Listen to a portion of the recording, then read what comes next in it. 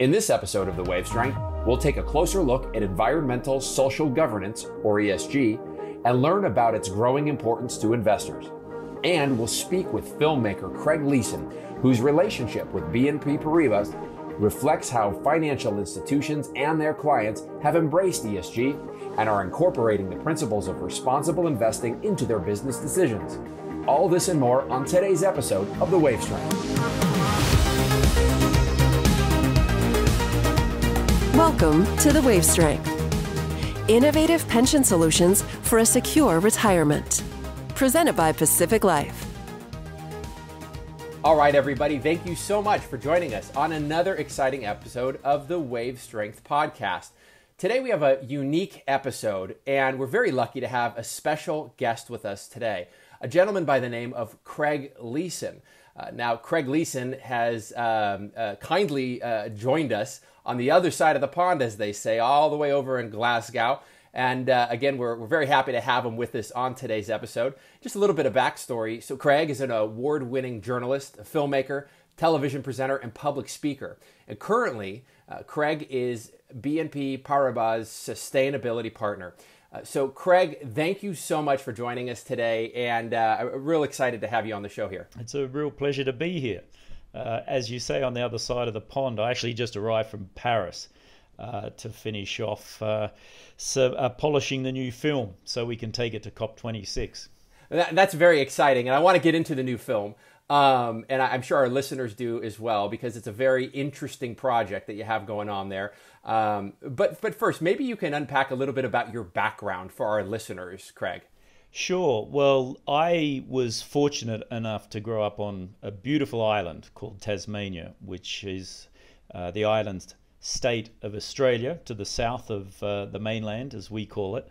And I grew up on the beach, and everything that I did revolved around the ocean, pretty much. The school I went to was right opposite the beach. I surfed. I was a volunteer lifesaver.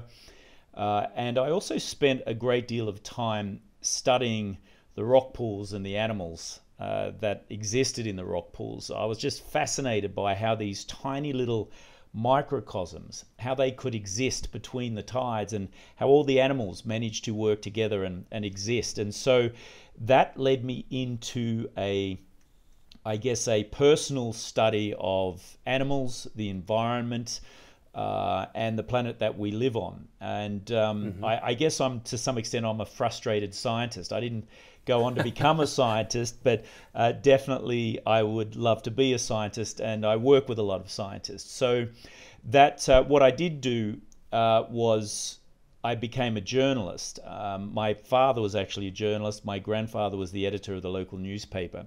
And so I found that the genetic coding seemed to work, and I was a reasonable writer. And it was something I enjoyed. And so I used that as a tool, and learnt that it could be used as a tool, and a very powerful tool to tell stories and to affect change.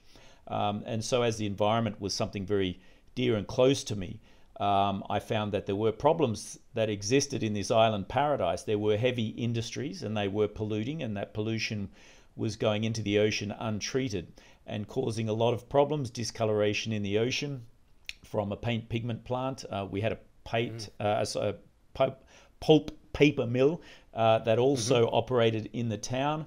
We had an acid plant that made acid for batteries, and we even had a slaughterhouse. And all of that effluent was going into the ocean untreated, and it was causing health problems for people like me, surf lifesavers and water users. And so I decided to kind of look into that, and got scientists involved, and we did water analysis, and we found that the water was in fact heavily polluted with dioxins and furans, which are considered some of the most carcinogenic chemicals that we surround ourselves with. And so we knew we had a problem, and I published those stories, and it attracted national interest. And very soon, though, the problem was tackled. State governments and federal governments became involved, and within 10 years, those industries were gone. And Australia went from being, Burnie, which is the city I grew up in, went from being named as Australia's dirtiest city to winning the award for Australia's tidiest city. And oh, wow. very much now there is a focus there on tourism. The oceans have gone from being a red colour back to a gorgeous blue colour, and fishermen are reporting that marine life has come back. So it was not only interesting being involved in the process at the time and telling that story and having a profound effect on having that situation dealt with, but looking at it now, 20 years after, and seeing that there are other industries that can bring an economic benefit to the community that doesn't pollute, but also that we can bring back marine life very quickly if we give it a chance to proliferate and don't interfere with the life cycles of many other species. Yeah, it's amazing how transformative the ocean can be.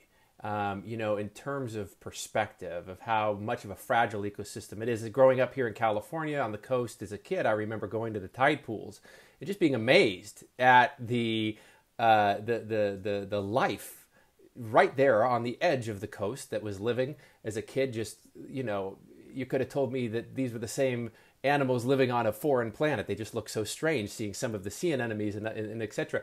And then you realize how delicate those animals are and how their environment can be so quickly changed by what's being put into the water. So that's, kudos to you for everything that you did there in your hometown, and that's pretty amazing. So did that process then, from when you were young, moving into when into your adult life as a journalist, did you see that transformation, or was there an aha moment when you said, I'm going to be a filmmaker and document this? Or how did that kind of transpire? That's actually something that started from a very young age. I was a big fan of documentaries, wildlife documentaries. I religiously watched all of David Attenborough's documentaries. Yeah. David is, of course, one of the most noted natural history documentarians on the planet, and became well known about 4 years ago when he was invited by President Barack Obama to the White House, and President Obama interviewed him. And we actually included that in my previous documentary, Plastic Ocean. But so, yes, from a very early age, I was looking at either becoming a park ranger, a vet, or a documentary filmmaker. And wow. Three very unique career paths, I might add. Correct, yeah, it's very interesting. but all involving animals to some degree, and natural history and wildlife. And so, as it turned out, as I progressed through my journalism career, something my father always travelled as a journalist, and we always travelled as kids. That was something that my parents very much were big on, was taking us to other countries and cultures, and showing us that life in Tasmania wasn't the whole world, and that other people with different cultures and languages existed and were just as important as we were. So I developed a keen sense for travel and exploration when I was very young.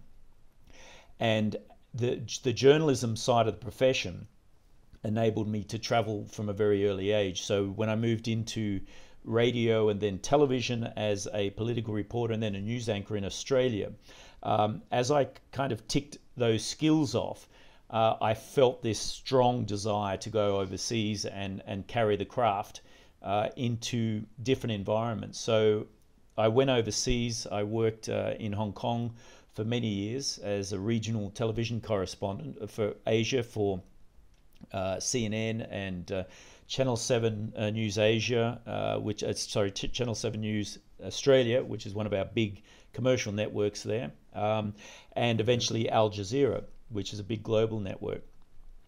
And that allowed me to explore, to travel, to meet incredibly inspiring individuals, and to tell stories about what was happening elsewhere on the planet. But as I did that over a decade, the one thing that I kept finding very frustrating was all of this time that I was taking to research and tell a story, I had to compress into 1.5 minutes for television network news. And it would be seen once in that news bulletin, and then, or in the case of Al Jazeera, which is a 24-hour network, it might be seen several times, but within a 24-hour news cycle, and then gone. and never to be seen of again. And then you'd start the process again, and you had to keep feeding this hungry news beast. And so documentaries appealed to me because I wanted to tell stories that would last a lifetime, that were historical references, and that I could really sink my teeth into and tell the story properly.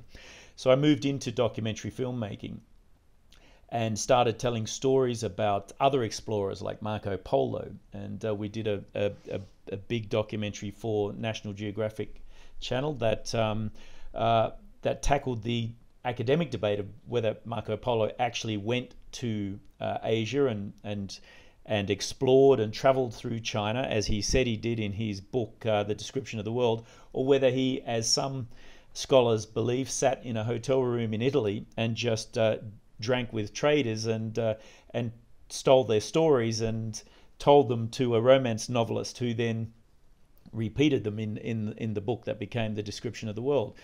And so the stories that I told varied from those sorts of stories to political and social stories, all the way up through to environmental stories. But in the past decade, I've found that environmental stories are the stories that have needed to be told. And that's where my focus has been. And it's not so much I've chosen that as these stories have chosen me and kind of begged to be told. And I found myself embarking in these very long projects. Plastic Ocean took 8 years to make, and we were filming for 4 years. And my most recent film, The Last Glaciers, it's we've spent 4 years filming that in 12 different countries, and that's just about to be released. Yeah, and you talk about those projects, those massive projects, and it is interesting because in that news cycle where you were talking about working for Al Jazeera or the others, where you have that 90-second window to tell your story, and then in 24 hours, depending on the network, it's gone. And this opportunity to, through the lens of a camera, through your storytelling ability, now you can help educate, help bring awareness to these areas of the world or subjects that might otherwise be overlooked. A Plastic Ocean is an excellent example of that. Many people don't realize the amount of plastic in the ocean, the amount of the issues that surround that terrible tragedy, Pacific Life, for example, several years ago started working with the International Coastal Cleanups. And I think in 3 years that conservation effort has done something like over 32,000 tons of trash collected or something. So I think projects like what you have done, I think are definitely driving awareness to this important issue. Whether it's the Pacific, in the Pacific Ocean, you have the garbage patch, as they call it, that's moving through the ocean there, cleaning that up. But moving on to the next project that you're working on.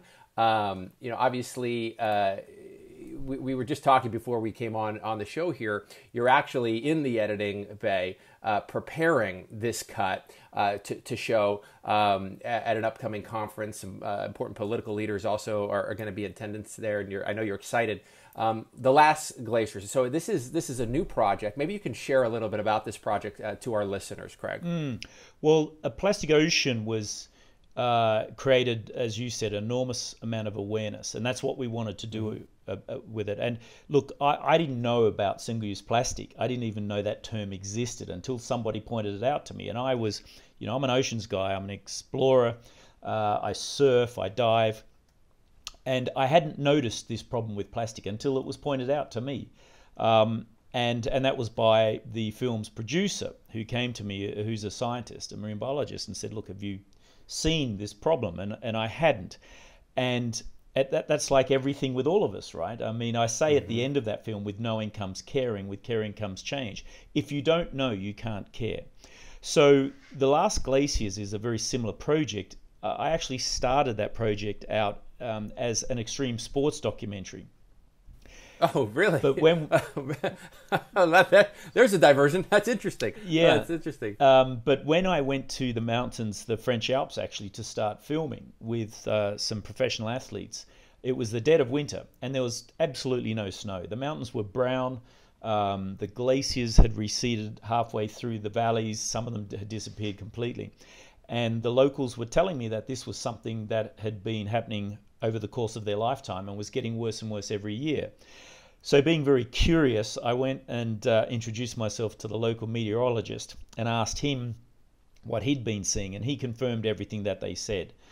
I then happened to meet back in Hong Kong. I was giving a talk at a BNP Paribas conference about plastic oceans, and there was a scientist there who was the lead scientist for a scientific project called the Ice Memory Project, and he was based in Grenoble.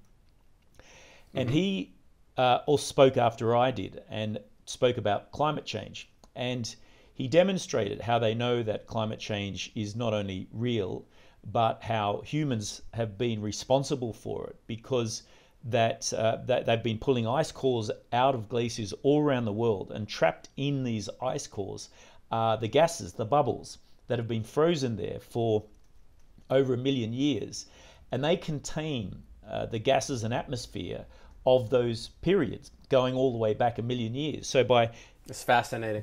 Drilling deeper and deeper into glaciers, you go back further and further in time. So they've been able to tell exactly the kind of gases that existed at that period, what the temperature was like. And over the course of 1 million years and 8 ice ages, they've been able to plot how those gases, the levels of those gases have changed, and the temperature. And what they've seen is that there's this natural oscillation of gases like carbon dioxide, methane, nitrous oxide, and water vapor. And you've got this natural oscillation over 8 ice ages until 160 years ago. And then you see these gases just go off the graph. And of course, 160 years ago, the Industrial Revolution started. And so you see things like methane quadruple. You see carbon dioxide double within these short periods of time, and temperatures starting to spike. And so that's how they know. And also, there's this sediment of black matter, which is soot from burning fossil fuels. So they're able to tell the nature of the changes, that humans are responsible. And as soon as I heard that, it was the first time I'd heard the change in climate being described so easily, in a very easy to understand way that an 8-year-old could understand, because climate science is very dense and very varied. And up until that point, I'd listened to it, but my eyes had glazed over, because scientists start to talk in a language all their own that's very difficult to understand. And what I've learned to do in my documentaries is actually be the translator for scientists, and try and turn that very specific language into something we can all understand. But this was something that Jerome Chapelas from the Ice Memory Project had already done. And I immediately realized that was a story that everybody had to be told. If I could understand it from one sitting, then everybody could understand that. And so I went to see him in Grenoble to look right into the science that he was talking about. Flew to France, and he and his team explained this to me. And I realized then that my documentary had to change from being one on extreme sports to being a documentary on climate, because what they were showing also was that these glaciers are disappearing all around the world. And once they go, they're never coming back. And the issue for these scientists was that these glaciers contain all this information. So they're on a race to save these cores and to put them into an ice fault in the middle of Antarctica, far away from humanity, far away from nuclear bombs and war and everything, where they will be preserved for scientists to look at in the future. But at the same time, they explained to me what melting glaciers mean for humanity. And when you understand that glaciers hold 33% of our drinking water, and that's just drinking water, you understand that when they go, we've got a real problem. But for countries like Peru, which has already lost half of its glaciers, more than 350 glaciers have disappeared since the 1990s. That's in 30 years. And you realize that Peru is one of the driest countries on the planet. Lima is in the top driest cities on the planet. And most of their water for hydration and for mining and for cropping comes from glaciers. When these glaciers go, so does life in all sorts of ways. So does the life of their crops, the life of their livestock, and potentially humanity. And already what we're seeing in some of these countries is migration starting to happen as people leave areas that are becoming too dry and arid to live in. And this is a problem we're seeing starting to happen all over the world. And that's one of the focuses on the last glaciers, is what happens when people start to move. What happens when all of this ice melts into the oceans, sea levels rise, people lose their homes, crops become salinated, and people start looking for other places to live. Mm-hmm. It's truly an interesting subject, and also too an interesting journey on how you went from the looking towards the extreme sports angle, and now having this storytelling opportunity about these glaciers to unpack, no pun intended, but the idea or the story about how these glaciers hold a geological time machine, if you will, of information, or time capsule that allows us to look back, to research, to see what we can do to preserve moving forward. Knowing too that they're going to a safe spot. That's great to hear, that they're being stored in an area or a place that is safe, and can be the scientists can utilize those core samples for years to come. Now, you mentioned briefly, Craig, you did shoot this. Was it entirely on IMAX or a portion of? And maybe you can explain the complexity to our listeners who maybe aren't familiar with that format. Yeah, so we've partnered with IMAX for a special 45-minute version of the film. So we've created a cinematic version, which is 100 minutes, and that will be in cinemas and on streaming platforms, and we're negotiating for that to happen now. But we've partnered with IMAX, who thinks this film is so critically important that they want to format it for giant screens and tell the story in their cinemas, in their museums, and science institutions, and in the domes. So what we're doing now is we are converting the footage that we've shot on, and I shot on ultra high definition cameras just in case we were going to the giant screen, and that means that these cameras enable high resolution that the projectors can place onto an enormous screen without losing the resolution and the actual image breaking up. And so we're formatting that now, and so it will be in IMAX cinemas on March 22 next year. They've just made that announcement, which we're very excited about, because I think that's a great place, the museums and science institutions, for everybody, young people included, to go and learn about glaciers and learn about this problem, and at the same time learn about climate change. And glaciers are very much a visual reference for the climate that we can see in real time, because generally speaking, the climate moves so slowly it's hard to see what's happening. But we've sped up that process by burning fossil fuels to such an extreme. We're now seeing extreme weather become more extreme. And that's having an effect on structures, natural structures like glaciers, and they are melting before our eyes. And the problem with that is we're losing the capability of the planet to reflect heat back into the atmosphere. And so as these white peaks become brown, as sea ice disappears and the deep blue opens up, they're absorbing heat rather than reflecting light and heat, which means the planet is speeding up in terms of the heating up, and that's happening at an ever increasing speed. And of course, we're also losing the life support systems that these glaciers provide, as I said, in terms of hydration. So it looks spectacular on the big screen because I shot it with grand vision in mind and big mountain shots. And we kept the extreme sports element because I had to be trained to go up into these extreme mountain environments to go with the scientists. So the extreme sports athletes that I initially was filming came on board to train me how to get up into these mountains. In fact, my partner producer, Malcolm Wood, is the UN Mountain Ambassador, and he's also a top paraglider and para-alpinist. The one problem with that is that I am terrified of heights. So training me to get onto these tiny little ledges that were thousands of feet up in the air, to climb 19,000 foot mountains, and then to fly from these peaks in a paraglider, which is basically an enlarged handkerchief with string tied to your clothes.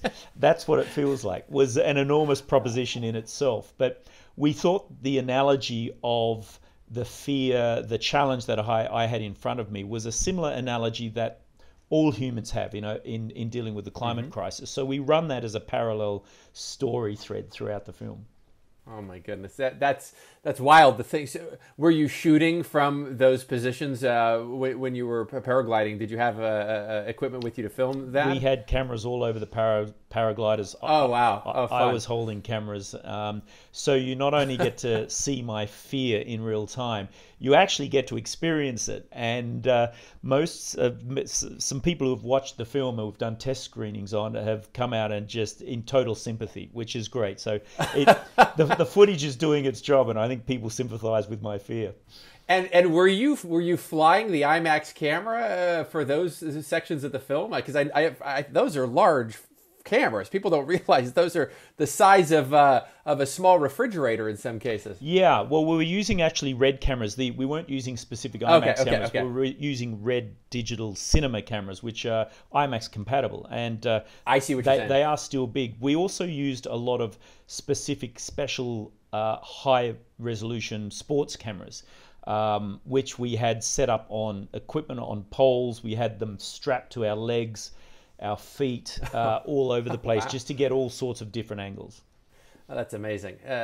This sounds exciting, and hopefully our listeners can feel that excitement as well. And when's the release date? Do we have a release date for that film? For IMAX, our release date is March 22, and we are still negotiating the release date for normal cinemas. Wonderful. Oh, that's excellent.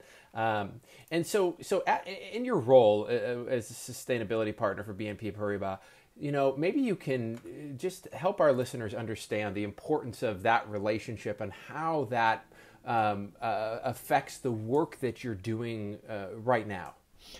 It's an extremely important relationship for me personally as well, because when we talk about solutions, one of the most powerful solutions comes from finance and the finance industry. Money speaks all languages, and the finance industry has access to wealthy clients, wealthy partnerships, and to governments as well. And so the relationships that are formed there creates an opportunity for me to create awareness at a very executive level, and also for the bank to teach me about finance and about how using finance appropriately and in appropriate manners, we can plug in solutions to a lot of the issues that are causing the climate crisis. So it's been a very successful relationship, and BNP Paribas was right there back when we launched a Plastic Ocean. And when we launched a Plastic Ocean, we got BNP Paribas to commit to ending single-use plastics within the workplace globally by 2020, which they did, and they were the first global corporation to do that, even before the European Parliament announced that it was going to do the same thing in 2021, which it's since done. So by creating these challenges and meeting these milestones, we've also been able to prove to others that this can be done, that these solutions are not impossible to achieve. And I think that's been a very valuable partnership, and also it's demonstrated to others that they can implement similar solutions within their own business framework and achieve a lot of the solutions that we've been able to. I think that speaks volumes. Here at Pacific Life, Pacific Life has a rich history in California and across the country, over 150 years of financial strength and stability. You might hear is often used in our marketing, but it's the truth. And the company has for many years realized, like you say, financial solutions, they can help improve the quality of life of individuals and families, and we have a social responsibility. What can we do to help improve the communities that our employees live and work in? Pacific Life has for many years had an extreme focus on the oceans, on marine life, on keeping our beaches clean. And so it's part of a larger conversation, obviously. And the two bodies of work that we talked about that you've accomplished, one that will be hitting theaters soon, clearly show your commitment.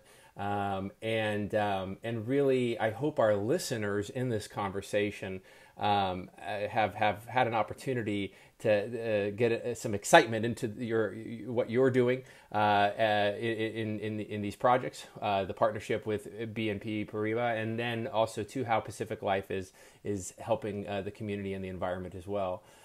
So, Craig, maybe you can let our listeners know how they can connect with you on social media. Where can they go to learn more about what you're doing? Yeah, and look, we want people to connect with us and support us, because this is a journey we all have to go on. So we've built, for this last film, The Last Glaciers, we've built a website, thelastglaciers.com, which will be launched within a month or so, I believe. We've got MIT and NASA, ISI model, all of the scientists that were on board with the film are all plugged into that website. So we're presenting a lot of the research and data. We've got short films for kids. We've got explanations of how we filmed. And also we've got interviews and footage that hit the cutting room floor that we've resurrected and that we find is interesting but just didn't make the cut. So you can contact us on thelastglaciers.com website, or me at craigleeson.com.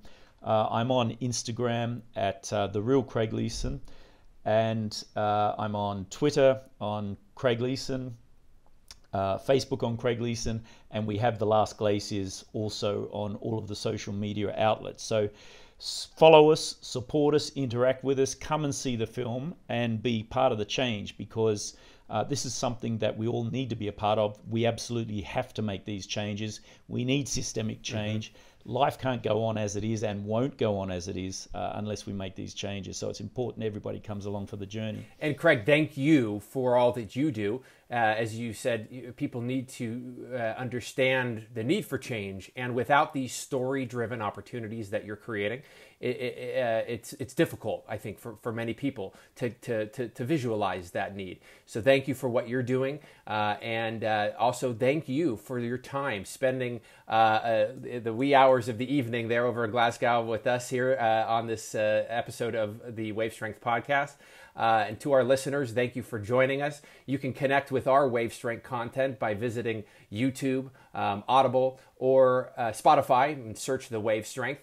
Again, Craig, really appreciate you spending time with us today. Thank you very much, and good luck editing and putting together the final touches on The Last Glaciers. Thanks very much. It's been an absolute pleasure. And remember, as I said, hashtag with knowing comes caring, with caring comes change. Excellent. Excellent. Wonderful, Craig. Again, thanks again, and have a great day, everybody.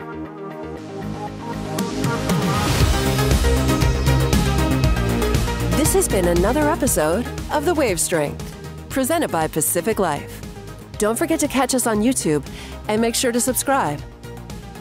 Although this podcast is presented by Pacific Life, the opinions and views expressed are those of the hosts and participants and do not necessarily reflect Pacific Life's views on any of the topics discussed. Pacific Life is a product provider. It is not a fiduciary and therefore does not give advice or make recommendations regarding insurance or investment products. Pacific Life, its affiliates, its distributors, and respective representatives do not provide any employer-sponsored qualified plan administrative services or impartial advice about investments, and do not act in a fiduciary capacity for any plan. Pacific Life refers to Pacific Life Insurance Company, Newport Beach, California, and its affiliates, including Pacific Life and Annuity Company. Insurance products are issued by Pacific Life Insurance Company in all states except New York, and in all states by Pacific Life and Annuity Company. Product availability and features may vary by state. Each insurance company is solely responsible for the financial obligations accruing under the products it issues. This podcast was recorded on October 26th, 2021.